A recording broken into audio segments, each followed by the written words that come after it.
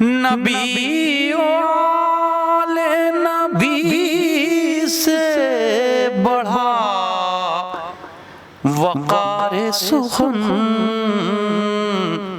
یہی سخن ہے حقیقت میں تاج دار سخن۔ بسم اللہ الرحمن الرحیم۔ السلام علیکم ورحمۃ اللہ وبرکاتہ۔ اہل بیت ٹی وی کے ناظرین کی خدمت میں یہ خاکسار سلیم امروہی وقار سخن پروگرام لے کر ایک بار پھر حاضر ہے۔ ناظرین، آج ہم چاہیں گے کہ ایک لائیو جشن میں آپ کو شریک کریں، یعنی جشن یوم ولادت بسعادت حضرت محمد مصطفیٰ صلی اللہ علیہ وآلہ وسلم، جو باب العلم میں گزشتہ کئی سالوں سے ناصر عباس صاحب منعقد کرتے چلے آئے ہیں، اس جشن میں ہم چاہتے ہیں کہ آج آپ کو شریک رکھیں۔ تو آئیے سرزمین سرسی سے تعلق رکھنے کے والے نوجوان خطیب رضا سرسوی سے ہم درخواست کریں کہ وہ ذکر رسالت مآب یعنی نعت سرور کائنات پیش کریں۔ تشریف لا رہے ہیں۔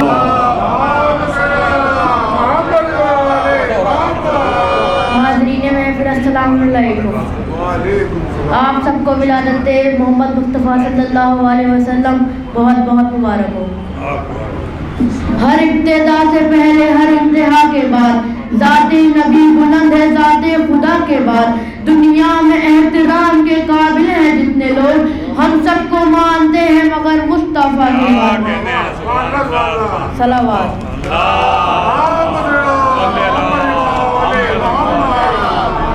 ہاں بی بی آمنہ کے جیالے ہیں محمد، ہاں بی بی آمنہ کے جیالے ہیں محمد، عمران کی آغوش کے پالے ہیں محمد، عمران کی آغوش کے پالے ہیں محمد۔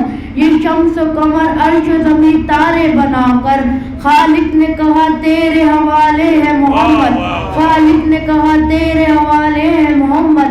یوں بار رسالت کو 1.25 لاکھ نبی میں، یوں بار رسالت کو 1.25 لاکھ نبی میں، جز تیرے سوا کون سنبھالے ہے محمد، جز تیرے سوا کون سنبھالے ہے محمد۔ اتنے تو ستارے بھی نہیں عرش پر جتنے، اتنے تو ستارے بھی نہیں عرش پر جتنے، دھرتی پر تیرے چاہنے والے ہیں محمد، دھرتی پر تیرے چاہنے والے ہیں محمد۔ خالق کے حبیب ہے در کرار کے مولا، خالق کے حبیب ہے در کرار کے مولا۔ القاب تیرے سب سے نرالے ہیں محمد، القاب تیرے سب سے نرالے ہیں محمد۔ حسنین علی زینب کلثوم سیدہ، حسنین علی زینب کلثوم سیدہ، یہ سب تیرے آنگن کے اجالے ہیں محمد، یہ سب تیرے آنگن کے اجالے ہیں محمد۔ پرعزم سی پر نور سی اس بزم میں خطیب، پرعزم سی پر نور سی اس بزم میں خطیب، لگتا ہے مجھے آنے ہی والے ہیں محمد۔ تو کیوں نہ اس نثر کا سلسلہ بھی ایک بچے سے بھی کرایا جائے کہ وہ پچھلے کئی سالوں سے اس محفل میں شرکت کرتا چلا آیا ہے اور بہت کم وقت میں بہت اچھے انداز میں ذکر رسالت مآب کرنے کی صلاحیت رکھتا ہے۔ یاسر عباس، میں بہت ادب سے ان سے درخواست کر رہا ہوں کہ وہ ذکر رسالت مآب کے لیے تشریف لائیں۔ محفل السلام علیکم۔ اعوذ باللہ من الشیطان الرجیم، بسم اللہ الرحمن الرحیم۔ رب اشرح لی صدری ویسر لی امری واحلل عقدۃ من لسانی یفقہوا قولی۔ صلوات۔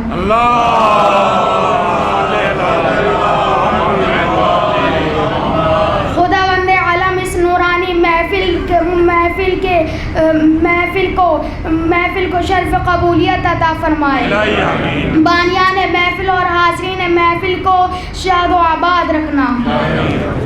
نعرہ تکبیر، نعرہ رسالت، ایسے نہیں، میرے ساتھ دونوں ہاتھ بلند کر کے جس کی آواز مدینے تک جائے، نعرہ تکبیر، نعرہ رسالت، نعرہ حیدری، لبیک یا رسول اللہ، لبیک یا حبیب اللہ۔ اللہ خدا آپ کو اسی سال مدینے کی زیارت نصیب فرمائے. آمین. سبحان اللہ سبحان اللہ. کیا کہنے ہیں بیٹا؟ مودتوں کے چمن میں یوں ہی بہار رہے, مودتوں کے چمن میں یوں ہی بہار رہے, یہاں نبی کا بھرا گھر دکھائی دیتا ہے. جشن مصطفیٰ نہ سنا جاتا ہے نہ پڑھا جاتا ہے, جشن مل کر منایا جاتا ہے. جب محمد کا نام آتا ہے, جب محمد کا نام آتا ہے, رحمتوں کا پیام آتا ہے. یہ آخر پیغمبر آخر الزمان ہے کون جنہیں توحید مہید, زبور میں ماہی اور انجیل میں احمد کہا گیا. چلیے قرآن سے پوچھتے ہیں, خدا کہہ رہا ہے یا ایھا النبیو انا ارسلناک شاہدا و مبشرا و نذیرا. اے حبیب ہم نے آپ کو شاہد بنایا, بشیر بنایا, نذیر بنایا, داعی الی اللہ بنایا. خداوند عالم ارشاد فرماتا ہے میں چھپا ہوا خزانہ تھا, میں نے چاہا کہ میں پہچانا جاؤں تو محمد میں نے تجھے پیدا کیا تاکہ لوگ تیرا چہرہ دیکھیں اور مجھے پہچانے, تیرا جلوہ دیکھیں اور مجھے پہچانے, تیرا نور دیکھیں اور مجھے پہچانے, تیرا ظہور دیکھیں اور مجھے پہچانے, تیرا خلق دیکھے تو مجھے پہچانے, تیری رحمت دیکھے تو مجھے پہچانے, تیرا صدق دیکھے تو مجھے پہچانے, تیری امانت دیکھے تو مجھے پہچانے, تیری امانت دیکھے تو مجھے پہچانے, تیرا عدل دیکھے تو مجھے پہچانے. جسے دیکھ کر کافر بھی کہہ اٹھے تو صادق بھی ہے, امین بھی ہے. ہمیں فخر ہونا چاہیے کہ ہم ایسی ہستی کے ماننے والے ہیں جسے تمام عادیان عالم مانتے ہیں کہ محمد جیسا کوئی نہیں. خبردار کوئی امتی یہ نہ کہہ دے کہ محمد ہم جیسے تھے. خداوند عالم سورہ اعراف آیت نمبر 157 میں ارشاد فرما رہا ہے ہم نے توریت, زبور, انجیل, قرآن ساری کتابوں میں اپنے حبیب کا تذکرہ کیا. رسول اسلام کا ذکر گزشتہ کتابوں میں بھی آتا رہا. اللہ نے تمام انبیاءوں کو بتایا کہ نبی آخر الزمان والے ہیں. سارے نبیوں کو بھیجا گیا کہ آخری نبی کی تیاریاں کی جائے. جناب نوح نے بتایا کہ آخری نبی آئیں گے. جناب آدم علیہ السلام نے اپنی نسلوں کو بتایا کہ آخری نبی آئیں گے. جناب ابراہیم نے بتایا کہ آخری نبی آئیں گے. جناب موسیٰ علیہ السلام نے توریت میں سب کو بتایا کہ آخری نبی آئیں گے. جناب داؤد نے بتایا کہ آخری نبی آئیں گے. جناب عیسیٰ علیہ السلام نے اپنے حواریوں سے بتایا کہ آخری نبی آئیں گے. جب آخری نبی دنیا میں تشریف لائے تو دنیا میں عجیب و غریب موجزے رونما ہوئے. کانپتے ہوئے بت منہ کے بل گر پڑے, بادشاہوں کے تخت الٹ گئے. آتش کا تھا فارس جو 1000 سالوں سے روشن تھا, ٹھنڈا ہو گیا. کیسر کی 14 میناریں گری. ایک نور حجاز کے چاروں طرف سے ظاہر ہوا اور تمام عالم میں پھیل گیا. ہر طرف ایک ہی صدا تھی, جال حق و حق الباطل قان زہوقا. حق آ گیا, باطل مٹ گیا. بے شک باطل مٹ جانے والا تھا. یہی وہ نبی ہے جب چادر اوڑھ لیتے تو آیت آتی تھی یا ایھا المدثر, اے چادر کے اوڑھ لینے والے. نبی کمبل اوڑھ لیتے تو آیت آتی تھی یا ایھا المزمل, اے کمبل کے اوڑھ لینے والے. اللہ نے بچپن کا ذکر فرمایا تو کہا لم یجد کا یتیما فآویٰ. انہوں نے سفر اختیار فرمایا تو کہا ووجدک ضالا فہدیٰ. نبی کچھ بات کرنے لگے تو کہا ومن ینطق عن الہویٰ ان ہوا الا وحی یوحیٰ. نبی کے چہرے روشن کو دیکھا تو فرمایا والشمس وضحاہا. ان کی سیاہ زلفوں کو دیکھا تو فرمایا واللیل اذا یغشاہا. ان کے اخلاق کے کریمانہ کو دیکھ کر کہا انک لعلی خلق عظیم. یہ قصیدہ ہے محمد مصطفیٰ کا قرآن مجید میں. اس سے سمجھ میں آئے گا کہ حبیب کیا ہیں. حضور کی رفتار کو دیکھا تو فرمایا لقد کان لکم فی رسول اللہ اسوۃ حسنہ. حضور کے ہاتھوں کو دیکھا تو فرمایا ورمیت اذ رمیت ولکن اللہ رمی. حضور کے سینے کو دیکھا تو فرمایا الم نشرح لک صدرک. پشت مبارک کو دیکھا تو فرمایا ووضعنا عنک وزرک. حضور کے سینے کو دیکھا, حضور کے بیعت کو دیکھا تو فرمایا فی بیوتنا ذلہ وانتر فیذکر حسبو. حضور کے اہل بیت کو دیکھا تو فرمایا انما یرید اللہ لیذہب عنکم الرجس اہل البیت ویطہرکم تطہیرا.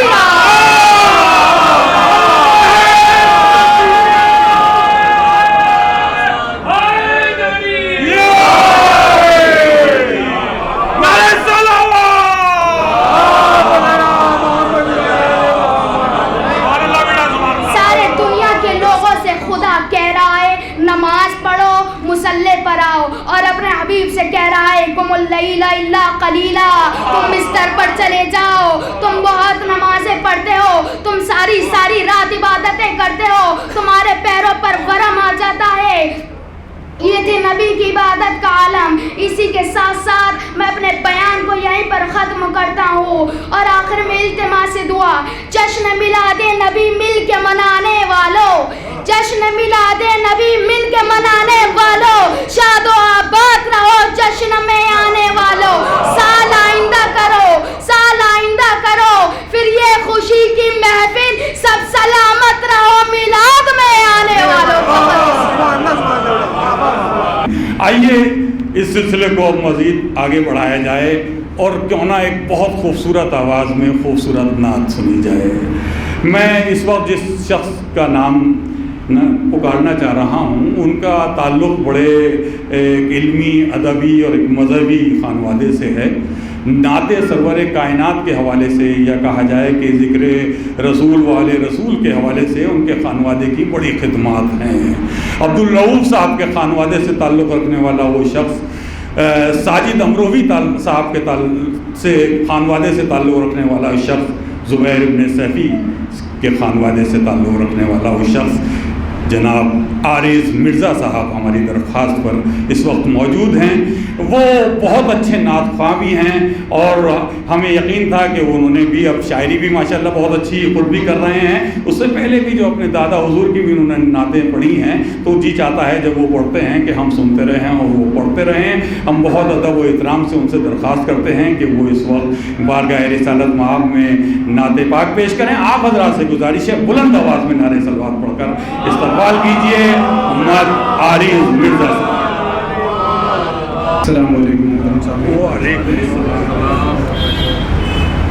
پہلی بار آپ کے دیار میں حاضری ہوئی ہے, اور میں ناصر عباس صاحب کا شکر گزار ہوں کہ انہوں نے مجھے اس لائق سمجھا. بہرحال حامد امروہی صاحب کی ایک نعت جو محترم سلیم صاحب نے بھی کافی پذیرائی کی ہے, اس کی میں پیش کرنا چاہتا ہوں. سماعت فرمائیں. بات بگڑی ہوئی اس طرح بنائی جائے, بات بگڑی ہوئی اس طرح بنائی جائے, بات بگڑی اس طرح بنائی جائے, بزم نعت شہ لولاک سجائی بات بگڑی ہوئی اس طرح بنائی جائے, بزم نعت شہ لولاک سجائی جائے. شعر بطور خاص سماعت فرمائیں. تحفہ جب بھیجے درودوں کا کوئی آقا کو,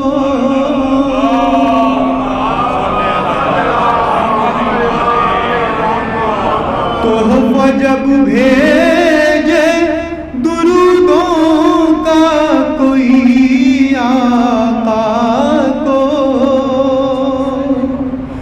اس کی آواز میں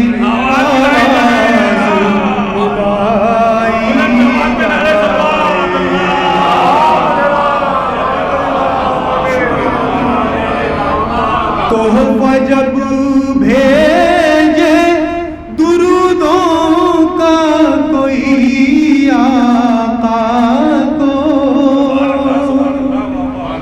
اس کی آواز میں آواز ملائی جائے.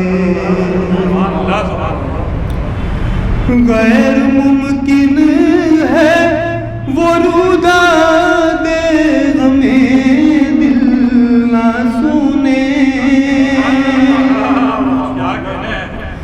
غیر ممکن ہے وہ روداد غمِ دل نہ سنے،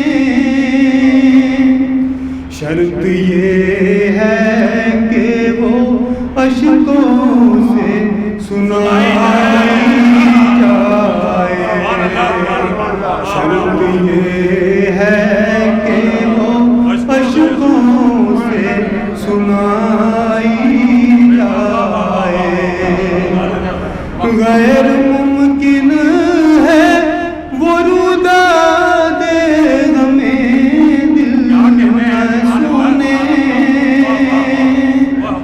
شرط یہ ہے کہ وہ اشکوں سے سنائی جائے،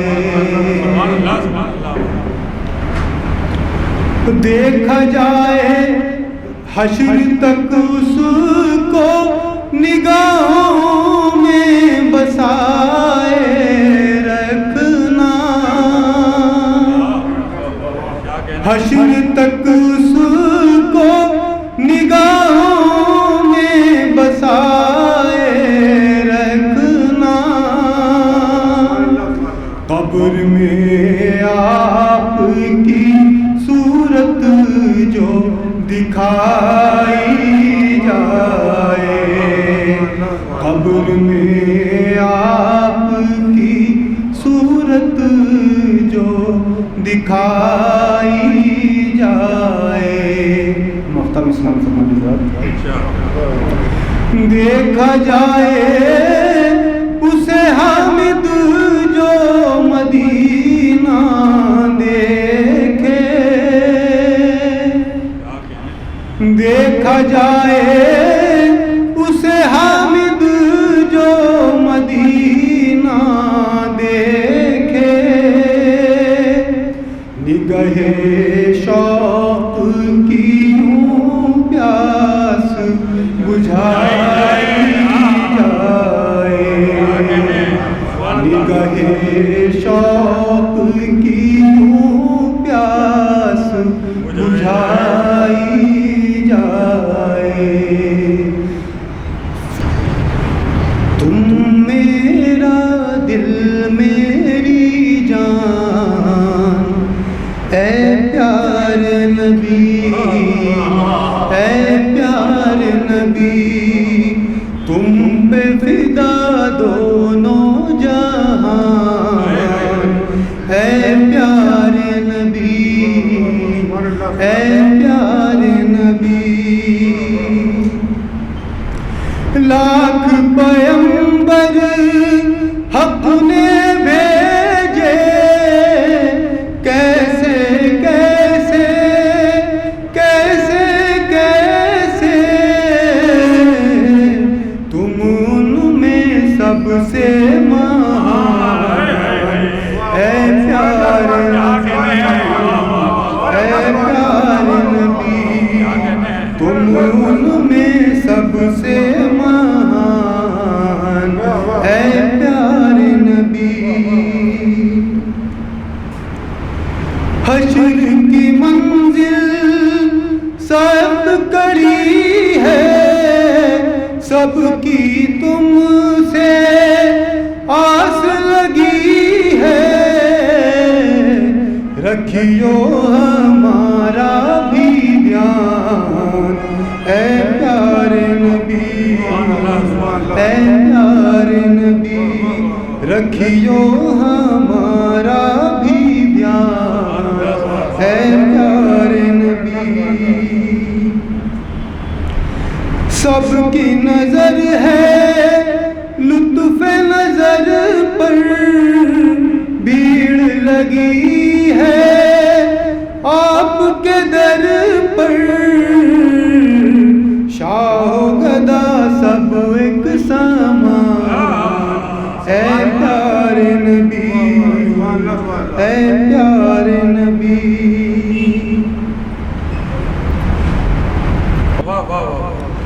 عزم عطا ہو، جوش عطا ہو، عقل عطا ہو، ہوش عطا ہو،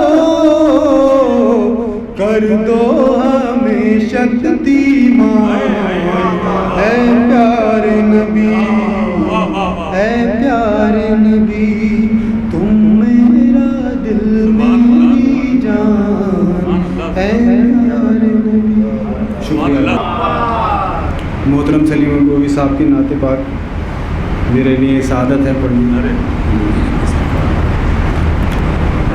یا رسول خدا یا رسول خدا یا رسول خدا یا رسول خدا.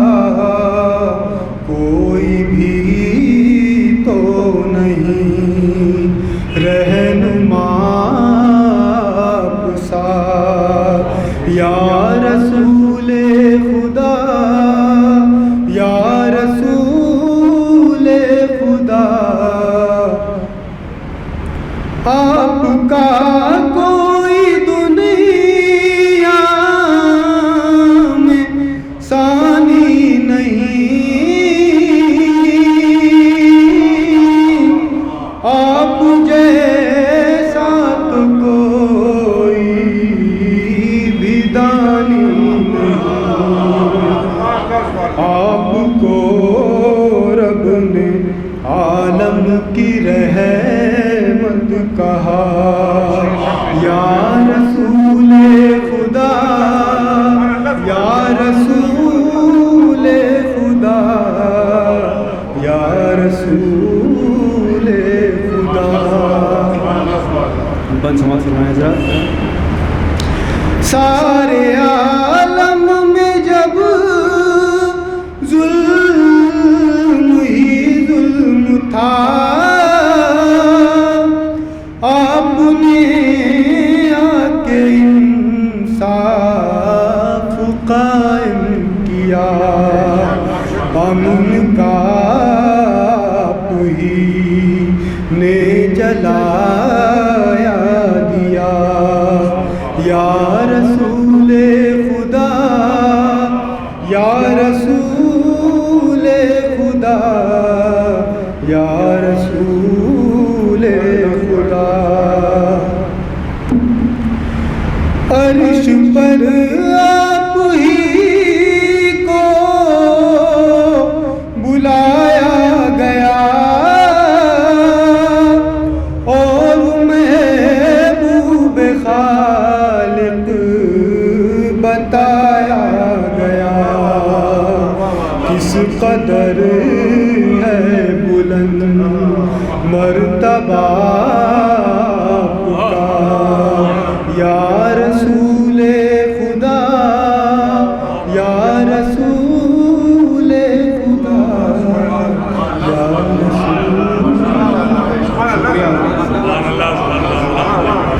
بلند آواز میں نعرہ صلوات پڑھ دیجیے حضرات. اللہم صلی علی محمد محمد عارف مرزا صاحب ابھی آپ سے مخاطب تھے. ہم شکر گزار ہیں کہ انہوں نے اس خاکسار کی بھی نعت کے کچھ اشعار پیش کیے. اور ساجد صاحب اور حامد صاحب کا کلام کیا زبردست شاعری کرتے ہیں. حامد صاحب امریکہ میں رہتے ہوئے اور ساجد صاحب کا خوبصورت انہوں نے وہ گیت نعتیہ گیت پیش کیا. آئیے حضرات اس سلسلے کو مزید آگے بڑھایا جائے اور آج کے اس جشن کا خصوصی خطبہ محترم مولانا حسن کمیلی صاحب کو دینا ہے.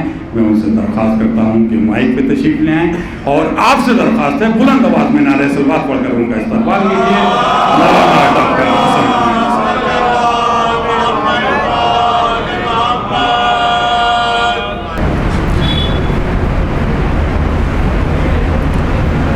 اعوذ باللہ من الشیطان الرجیم. بسم اللہ الرحمن الرحیم. قال اللہ تبارک و تعالی فی کتابہ المجید وفرقانہ الرشید وقولہ الحق. بسم اللہ الرحمن الرحیم. وما ارسلناک الا کافۃ للناس بشیرا ونذیرا. صدق اللہ العلی العظیم. سب سے پہلے آپ تمام حضرات کی خدمت میں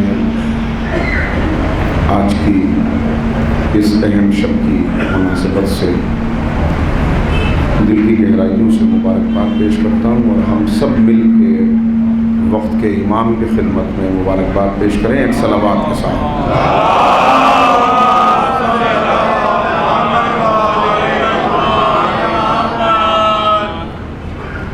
بہت ہی معذرت چاہتا ہوں کہ میں تاخیر سے حاضر ہوا، اور پیشگی معذرت کے بعد میں بھی رک نہیں سکوں گا چونکہ طبیعت ذرا ٹھیک نہیں ہے، اس لیے بس فوراً میں واپس چلا جاؤں گا معذرت کے ساتھ۔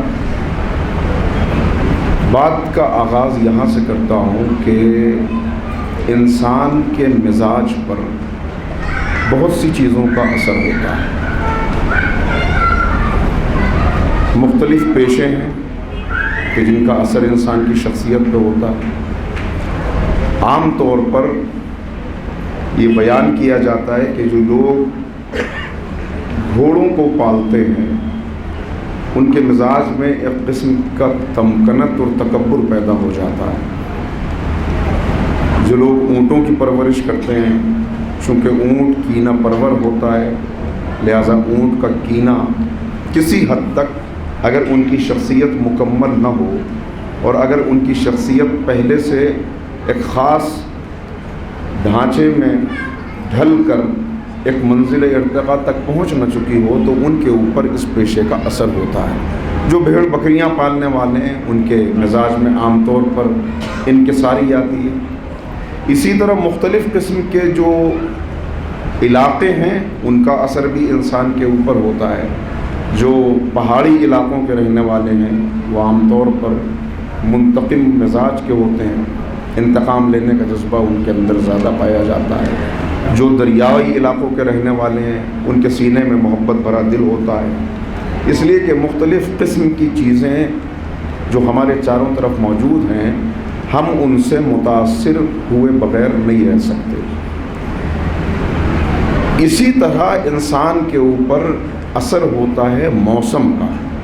اگر خزاں کا موسم ہو، درختوں کے پتے گر رہے ہوں، پھول مرجھا رہے ہوں، ہر طرف ایک سوگ کا سا عالم ہوتا ہے، ایک اداسی سی چھائی ہوتی ہے، تو اس کا اثر بھی انسان کی شخصیت پہ پڑتا ہے، اور یہ شخصیت بدلتی ہے اس وقت کہ جب یہ خزاں کا موسم ختم ہوتا ہے اور بہار کے آنے کا وقت آ جاتا ہے۔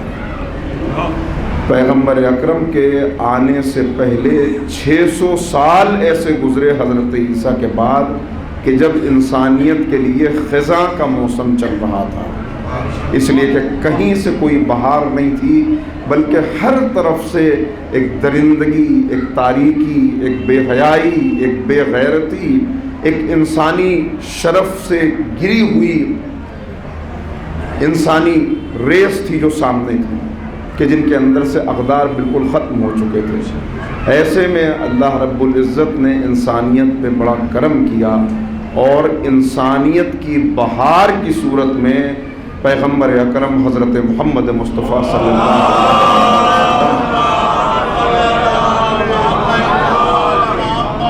میں نے اس سے پہلے بھی کسی موقع پہ یہ عرض کیا تھا کہ دنیا میں جتنے انقلابات آئے ہیں، اگر ان انقلابات کو آپ غور کریں، ان پر مطالعہ کریں ان کا، تو آپ کو معلوم یہ ہوگا کہ انقلاب کی فکر دینے والا کہیں اور بیٹھا ہوا ہے، اور انقلاب کہیں اور بپا ہوا، اس لیے کہ عام طور پر انقلاب کی فکر دینے والا مرد میدان نہیں ہوتا، وہ صرف غازی گفتار ہوتا ہے، غازی کردار نہیں ہوتا۔ انقلاب لانا اس کے بس میں نہیں ہوتا۔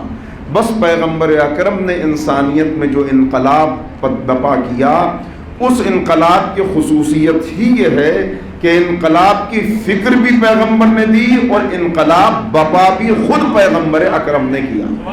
ہر جگہ مرد میدان کی حیثیت سے پیغمبر اکرم خود موجود ہیں، اور کیسا انقلاب برپا کر دیا، کیسی انسانیت پہ بہار آ گئی، کیسا عالمگیر بہار کا تحفہ ہے جو انسانیت کو ملا۔ اس کے لیے میں صرف اتنا عرض کرتا ہوں کہ اگر آپ اس دور کو ملاحظہ کر لیں اور اس کے بعد دیکھیں کہ کس طرح پیغمبر اکرم ان کی شخصیت میں انقلاب لائے، تو حیرت ہوتی ہے کہ جنہیں ٹوکنا پڑے بات بات پر، جن سے یہ کہنا پڑے کہ اگر گھروں پہ آیا کرو تو اجازت لے لیا کرو، یوں کسی کے گھر میں داخل نہ ہوا کرو۔ پیغمبر کے لیے بتایا جائے کہ جب نبی کو پکارو تو ایسے نہ پکارا کرو جیسے آپس میں ایک دوسرے کو پکارتے ہو، لا ترفعوا اصواتکم فوق صوت النبی، اپنی آوازوں کو نبی کی آواز پہ بلند نہ کیا کرو۔ ایسی پستی کے اندر جو لوگ مبتلا ہوں، یہ پیغمبر کی تبلیغ کا معجزہ نہیں ہے تو کیا ہے کہ انہیں اس معیار پر پہنچا دیا کہ آج دنیا صحابی کہہ کر ان کو سلام کر رہی ہے، آج دنیا صحابی کہہ کر ان کو سلام کر رہی ہے۔ یہ پیغمبر کی تبلیغ کا معجزہ ہے۔ مگر میں نے عرض کیا کہ جب انسانیت پہ بہار آنے کا وقت آتا ہے تو اس سے پہلے خزاں کا موسم ہوتا ہے۔ جب تک اس خزاں کو سمجھ نہ لیا جائے، آج پیغمبر اکرم سے تقریباً 1400 سال کے فاصلے پر ہم کھڑے ہوئے ہیں، اور پھر انسانیت پر خزاں کا وہی موسم ہے جو اس وقت تھا۔ لہذا باتوں پر ذرا سا غور کرنے کی ضرورت ہے۔ کیا پیغام تھا جو پیغمبر اکرم لے کر آئے، اس پیغام سے ہم کتنا قریب ہیں اور کتنا اس پیغام سے دور ہو گئے، یہ اگر نہ سمجھا جائے تو پھر سیرت کے جلسوں کے منانے کا کوئی فائدہ نہیں ہے۔ لہذا اس پر توجہ کرنا اور پلٹنا، بلکہ ہر اس رہبر کا تذکرہ جس کا ہم کرتے ہیں تو وہ اسی لیے ہوتا ہے کہ یہ دیکھیں کہ اس کے نقوش کو ہم نے کتنا اپنی زندگی میں باقی رکھا، کہیں وہ نقوش زندگی میں دھندلے تو نہیں پڑ گئے، ان تعلیمات سے ہم دور تو نہیں چلے گئے۔ کیا تھیں وہ تعلیمات کہ جہاں پیغمبر اکرم نے آ کر یہ بتایا کہ سب سے پہلے انسان اپنی شخصیت کو پہچانے، اپنے آپ کو پہچانے۔ یعنی اس بات کو بیان کرنے کے لیے پھر ایک قرآن کریم کی ایک آیت کا میں سہارا لوں، جو آیت میں نے پڑھی شروع میں، اس میں تو بتا دیا گیا وَمَا أَرْسَلْنَاكَ إِلَّا كَافَّةً لِلنَّاسِ بَشِيرًا وَنَذِيرًا، ہم نے آپ کو تمام انسانوں کے لیے بشیر و نذیر بنا کر بھیجا، ولیکن اکثر الناس لا یعلمون، لیکن اکثریت انسانوں کی وہ ہے جو جانتی نہیں ہے، جنہیں خبر نہیں ہے، جو اس بات کی طرف متوجہ نہیں ہے کہ پیغمبر اکرم کیا ان کے لیے لے کر آئے ہیں اور کیا پیغمبر کی شخصیت ہے۔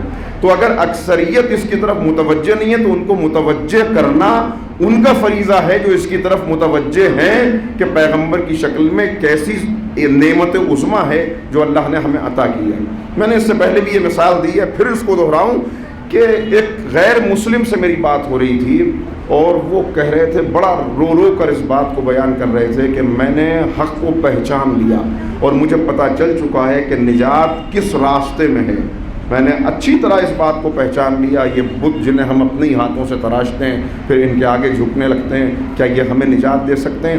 یقیناً نجات کا راستہ انسان کے لیے وہی ہے جو نبی کریم کا بتایا ہوا راستہ ہے، لیکن اس کو جاننے کے بعد میں سب پہچان گیا، سب حق مجھ پہ آشکار ہو گیا، مگر اس کے باوجود میں حق کی راہ پر آ نہیں سکتا، اس لیے کہ 90% رشتے ٹوٹ جائیں گے اگر مجھے اس راہ پر آنا پڑا۔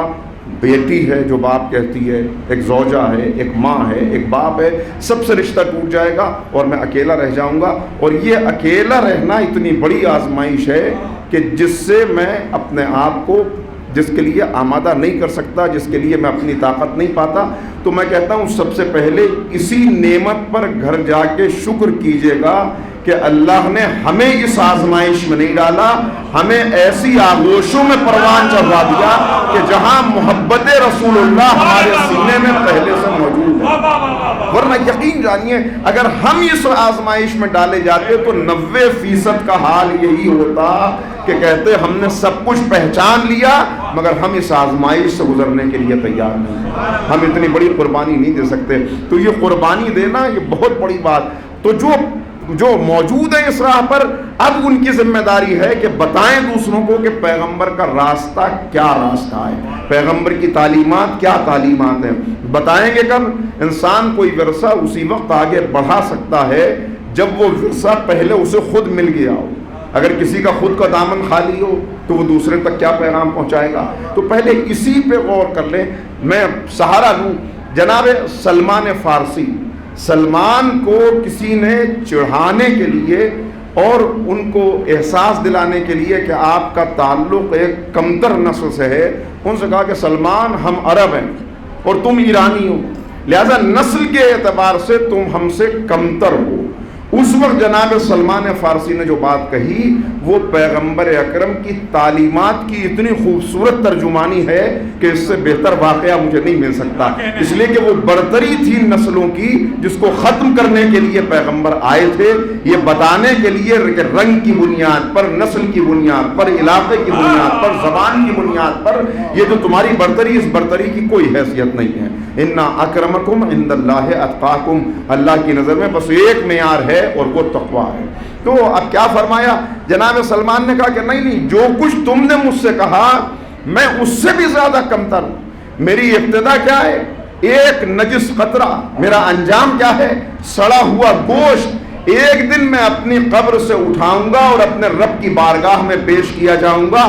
اگر اس دن میں عزت دار قرار پایا تو مجھ سے بڑا عزت والا کوئی نہیں ہوگا، اور اگر اس دن میں ذلیل ہو گیا تو مجھ سے زیادہ رسوا رہنے والا کوئی نہیں ہوگا۔ یعنی پیغام دے دیا کہ یہ ایرانی اور عرب ہونا یہ کوئی امتیاز نہیں ہے، امتیاز یہ ہے کہ اللہ کے یہاں عزت والا قرار پائے۔ کیا اس معیار کو ہم نے اپنی زندگی میں اپنا دیا؟ کیا ہم اپنی زندگی میں یہ معیار لے آئے؟ میں نے بار بار یہ بات عرض کی کہ نہج البلاغہ میں مولا ارشاد فرماتے ہیں ان لوگوں کے لیے کہ جو اپنے نسل کی برتری کا دعویٰ تو ہر جگہ کرتے نظر آتے ہیں، ہم سے مقابلہ نہ کرنا، ہم سے بات نہ کرنا، ہمارا خاندان، ہمارا کنبہ، ہمارے بزرگ، ہم کن کے وارث ہیں، یہ ساری باتیں کرتے ہیں، مگر جب ان کے کردار پہ نظر کی جائے، عمل پہ نظر کی جائے، میں نے عرض کیا جن کے رتبے ہیں سوا ان کو سوا مشکل ہے۔ تو کیا فرما رہے ہیں مولا نہج البلاغہ میں؟ مولا فرما رہے ہیں جسے عمل پست کر دے اسے نسب بلند نہیں کر سکتا۔ عمل کی پستی نسب کو کی بلندی کے لیے خاک میں ملا دیتی ہے، نسب کی بلندی کو، اگر عمل پست ہو۔ میں نے مثال دی ہے مگر پھر دے رہا ہوں، نوجوان موجود ہے۔ ایک کتا اگر نبی کی آواز پر سفینے میں آ جاتا ہے تو بچ جاتا ہے، کتا بچ جاتا ہے، نبی کا اپنا بیٹا غرق ہو جاتا ہے۔ کتا بچ جاتا ہے، نبی کا اپنا بیٹا غرق ہو جاتا ہے، اس لیے کہ بچانے والی چیز نسل کی بلندی نہیں ہے، نبی کی اطاعت ہے، نبی کے حکم کی تعمیل کرنا ہے۔ اور اس حکم کی تعمیل کے لیے انسان کو قربانیوں کی راہ سے گزرنا پڑتا ہے، آزمائشوں سے ثابت قدم گزرنا پڑتا ہے۔ ایک لفظ میں اگر اسلام کو پوچھا جائے کہ اسلام کیا ہے تو ایک لفظ میں اسلام کو یہی بیان کیا جا سکتا ہے کہ اسلام نام ہے قربانی کا، قربانی کا، ہر قدم کے اوپر ہم سے قربانی۔ ہاں یہ اللہ کا بڑا کرم ہے کہ اس نے ہم سے ہماری طاقت سے زیادہ قربانی نہیں مانگی۔ جتنی تمہارے اندر طاقت ہے بس ہم اتنا ہی بوجھ تمہارے اوپر ڈالیں گے، طاقت سے زیادہ بوجھ نہیں۔ ایک ماں ہے جس کا بچہ شیرخوار پیاس کے عالم میں تڑپ رہا ہے، اور ماں اپنے بچے کی پیاس بجھانے کے لیے صفا سے مروہ تک جاتی ہے، مروہ سے صفا تک پلٹ کے آتی ہے۔ اے بی بی ہاجرہ آپ مروہ سے آگے بڑھ جائیے، کہ مروہ سے آگے بڑھ جانا میری ذمہ داری نہیں ہے، اس لیے کہ جتنی طاقت میرے اندر ہے اتنا ہی اللہ نے مجھ سے مطالبہ کیا۔ 7 چکر لگائے اور 7 چکر لگانے کے بعد طاقت ختم ہو گئی، ماں تھک کے بیٹھ گئی۔ اب بچے کی آزمائش تھی، بچے نے اپنی ننھی ننھی ایڑیوں کو سخت چٹان کے اوپر رگڑنا شروع کیا، پانی کا چشمہ جاری ہو گیا۔ اے بی بی ہاجرہ آپ نے 7 چکر کیوں لگائے، 8واں کیوں نہیں لگایا؟ کہ اس لیے کہ 8ویں کی میرے اندر طاقت نہیں تھی۔ 6 پہ رک کیوں نہیں گئی؟ اس لیے کہ 7ویں کی طاقت موجود ہو تو 6 پہ رکنا خلاف عقل ہے۔ یعنی جناب ہاجرہ کا یہ عمل بتا رہا ہے، اے پالنے والے پانی کا چشمہ پہلے ہی ابل جاتا، کیا چشمہ ابلے گا مگر اس وقت جب تم اپنی طاقت کا آخری حصہ تک راہ خدا میں لگا دو گے۔ تو اب نہ پوچھنا کہ مسلمان رسوا کیوں ہو رہا ہے، اب نہ کہنا ابابیلوں کا لشکر کیوں نہیں آ رہا، اس لیے کہ ابھی تم نے اپنی ذمہ داری کو پورا کیا ہی نہیں۔ جس دن تم اپنی ذمہ داری کو پورا کر لو گے اس دن وہاں سے بھی نصرت آ جائے گی، وہاں سے بھی مدد آ جائے گی۔ تو جتنی طاقت ہے، بس اس سے زیادہ میرے اندر بھی طاقت نہیں اس وقت محسوس کر رہا، جتنی طاقت ہے اتنے کا امتحان ہے۔ پیغمبر اکرم نے اپنے خطبے میں بیان فرمایا کہ دیکھو صدقہ دینے کی بڑی عظمت ہے، صدقہ دینے کی بڑی عظمت ہے۔ लोगों ने सुना, एक सहाबी रात को मुसल्ले पर बैठे हुए रब की बारगाह में हाथों को उठाया, है मेरे माबूद, आज मेरे नबी ने सदक़े की इतनी फजीलत बयान की है, मगर मैं जेब खाली है, कैसे सदका दूँ, कुछ नहीं पाता जो तेरी राह में सदका दे सकूँ। फिर कुछ देर तक गौर करने के बाद कहा, ऐ मेरे माबूद, मैं तेरी राह में अपनी इज्जत का सदका पेश करता हूँ। इज्जत का सदका क्या मेरे पास और तो कुछ नहीं है, लेकिन मैं देखता हूँ कि मेरी इस गुर्बत की वजह से, इस मुफलिसी की वजह से, इसी मुआशरे के अंदर, इसी महल्ले के अंदर कितने लोग हैं जिन्होंने मुझे हक़ारत की निगाह से देखा है, जिन्होंने मुझे जलील समझा है, जिन्होंने मुझे रुसवा समझा। ऐ मेरे माबूद, मैं कुछ और तो नहीं दे सकता, मेरी तरफ से ये सदका कबूल फरमा ले कि जिसने मुझे रुसवा किया, आज तेरी खातिर मैं उन सबको माफ़ करता हूँ, मैं उन सबको माफ़ करता हूँ। रात गुजरी, सुबह हुई, बस में पैगंबर सजी, पैगंबर अकरम ने एक मरतबा मुतवज्जे होकर कहा, क्या तुम लोगों ने मेरी कल की बात पे अमल किया, सदका दिया? किसी ने कहा, हाँ या रसूल अल्लाह, मैंने एक भेड़ सदका की, मैंने एक ऊँट सदका किया, मैंने ये माल सदका किया। कहा नहीं, तुम में एक है जिसको अल्लाह ने सबसे बड़ा सदका गुजार शुमार फरमाया है, वो कौन है? सब खामोश हो गए, ये साहबी सर झुकाए बैठा है। एक मरतबा पैगंबर ने कहा, तुमने क्या सदका किया? कहा मैंने अल्लाह की राह में जिन्होंने दिल दुखाया था उन सबको माफ कर दिया। कहा तेरा सदका सबसे बड़ा सदका है, इसलिए कि अल्लाह किसी पर उसकी ताकत से ज्यादा बोझ नहीं डालता। आइए आज के दिन ये दुआ करें कि ऐ माबूद, रहमतुल लिल आलमीन का जश्न है, लिहाजा इस रहमतुल लिल आलमीन के जश्न में मैं अपने दिल को रोशन करता हूँ इस बात से कि जिसने मेरा दिल दुखाया है, जिसने मेरा हक मारा है, जिसने मेरे ऊपर ज़्यादती की है, मैं अपने नबी करीम की खातिर उन सबको माफ़ करता हूँ। ऐ माबूद, मैं उन्हें माफ़ करता हूँ, तू भी मेरे गुनाहों को माफ़ कर दे। वस्सलामु अलैकुम वरहमतुल्लाह। नाज़रीन देखें, अब हमारे पास इतना वक्त नहीं होता कि हम आपको मुकम्मल जश्न एक बार में आपको दिखा सकें। इंशाअल्लाह इसी जश्न का बाकी हिस्सा हम अगले एपिसोड में आपसे शेयर करेंगे। तब तक के लिए इस खाकसार सलीम अमरोवी को इजाज़त दीजिए। वस्सलामु अलैकुम वरहमतुल्लाहि वबरकातुहू।